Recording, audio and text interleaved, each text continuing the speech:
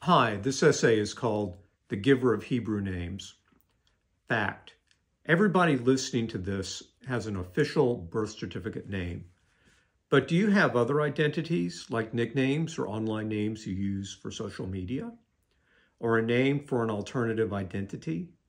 I'm reminded of something profound I once read about a certain fictional crime fighter. Bruce Wayne is the disguise, Batman is the reality. I'm Jewish, but I never had what we call a Hebrew name. I didn't even know that was a thing until I became an adult more involved in Judaism. My first step in that direction was a Hebrew name for my son, Reuven Yisrael, honoring a dear friend, Rena, and my paternal grandfather, Edwin, also known as Isidore, or even further back, Hymenek from Vishnevitz, Ukraine, 1890s. I realized that I also needed a Hebrew name for me to use at certain religious ceremonies at my synagogues. So I started thinking about that. Now, Judaism has a long tradition of name adjustments. Notable personalities in the Torah have new names. Abram became Abraham, Sarai became Sarah, Hosea became Joshua. The all-time champ of multiple name identities was Moses' father-in-law, Jethro, or Yisro. A Midianite prince and priest, Jethro was also known as Keter, Ruel, Hobab, and Kenai, among others. The sages say he and his family ultimately converted to Judaism. Had he lived now, Jethro clearly would have been a slamming presence on social media with his satchel of identities for different situations. But let's get serious. Here's one explanation from Chabad about why Jewish names matter. Names are more than convenient labels. Going by your Jewish name is a statement of pride in your Jewish heritage. The Jews of ancient Egypt, tradition tells us, kept their Jewish names. That's one of the ways they remained a cohesive people and merited redemption. There's more. Your Jewish name is the channel by which life reaches out to you from above.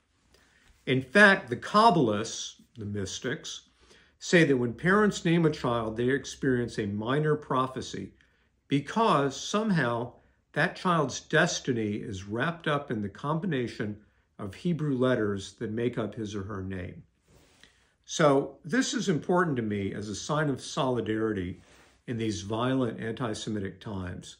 It's so important that I became what I call the giver of Hebrew names, starting with myself years ago. My first name, Van, taken from the British race car, the Van Wall, a moniker that tickled my car-obsessed father, can in no way be a Jewish name short of Kabbalistic letter juggling.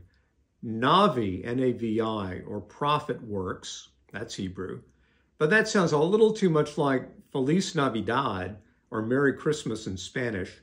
So what should I use? Ze'ev, wolf, is one I found, and it really connected with me. It's as punchy as Van with a feral energy. And in some ways, I see myself as a lone wolf. My father, who changed his name from Marvin to Mark, had the Hebrew name of Moshe. So in the Jewish naming convention, Zev ben Moshe, it became. Lately, though, I wanted a Hebrew middle name.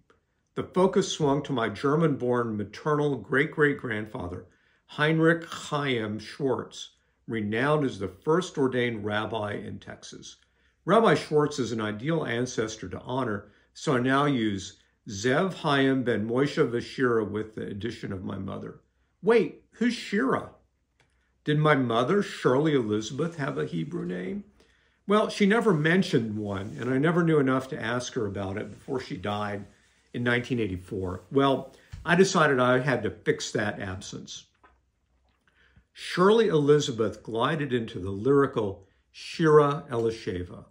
With her parents named very old school Jared and Eva, she became Shira Elisheva bat Yared Vahava.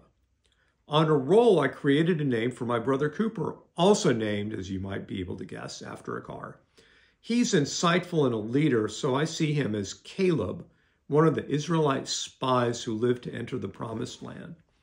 Cooper is also a talented handyman and appreciates art, which brings to mind, if you know your Old Testament, the tabernacle artisan Betzalel. So he became Caleb Betzalel ben Moshe Vashir Elisheva. That is one long and righteous Hebrew name.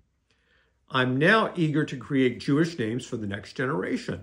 I recently led a baby naming ceremony for my partner Naomi's grandson, Elliot Robert, working with the parents to name him Eliyahu Ruvain, honoring his late great-grandfather Eric and late-grandfather Robert.